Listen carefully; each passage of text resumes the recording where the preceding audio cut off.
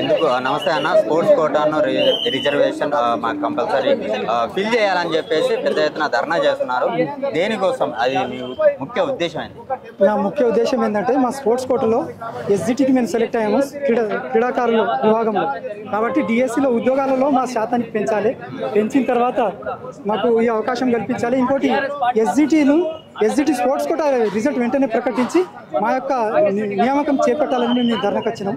ఏంటంటే మనం కలలు కంటున్నాము, మన స్పోర్ట్స్ కోటాలో మనకు ఒలింపిక్స్లో పథకాలు రానప్పుడు ప్రపంచంలో జనాభా నెంబర్ 1 ఉండి ఇంత యూత్ ఉండి మనం బాధపడుతున్నాం, సిగ్గుతో తలవంచుకుంటున్నాం. పథకాలు రానప్పుడు యూత్లో ప్రపంచంలో జనాభా నెంబర్ 1 ఉండి మనం ఒలింపిక్స్లో పథకాలు రానప్పుడు సిగ్గుతో తలవంచుకోవడం కాదు.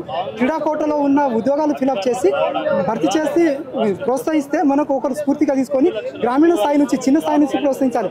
గవర్నమెంట్ ఏమంటుందంటే నేషనల్ ఇంటర్నేషనల్ సర్టిఫికేట్ వాళ్ళకే జాబ్ ఇస్తామని అంటున్నారు. అట్లా కాదు, కింది స్థాయిలో ఉన్న అని కూడా ఇవ్వాలి. ఏ చిన్న స్థాయి, మండల స్థాయి, జిల్లా స్థాయి, రాష్ట్ర స్థాయి క్రీడాకారులను గుర్తించినప్పుడే మన యొక్క నైపుణ్యాలు, స్కిల్స్ అనేది బయట వస్తాయి. ఒకటేసారి మనం పై స్థాయి స్కిల్స్ అనేది మనం తీసుకురాలి.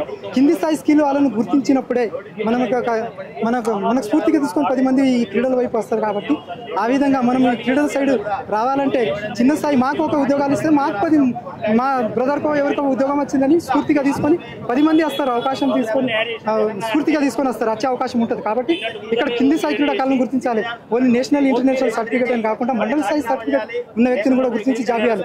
ఓన్లీ డిఎస్సీలోనే కాదు, గ్రూప్ 1, గ్రూప్ 2, గ్రూప్ 3, గ్రూప్ 4 అన్ని జేపీఎస్, జీపీఓ అన్ని జాబ్లలో క్రీడాకారులను గుర్తించాలి. అప్పుడు గుర్తించినప్పుడే 10 మంది బాగుపడ్డప్పుడే కదా ఈ క్రీడల వల్ల మనకు ఉపయోగం జరుగుతుందని 10 మంది ఇటు వచ్చే అవకాశం ఉంటుంది. మనం ఏమనుకుంటున్నాం అంటే పథకాలు సాధించాలి, ఖేలో ఇండియా అని, స్పోర్ట్స్ యూనివర్సిటీ అని, స్పోర్ట్స్ యూనివర్సిటీ స్కూల్ అని పెట్టడం గొప్పతనం కాదు. మనం స్కిల్ అనేది గ్రౌండ్ లెవెల్లో గుర్తించాలి. ఎప్పుడైతే గ్రౌండ్ లెవెల్లో స్కిల్ గుర్తిస్తామో అప్పుడే అనేది మనకు నాణ్యత అనేది క్రీడలో ఉన్న నాణ్యత అనేది మనకు దొరకడం జరుగుతుంది.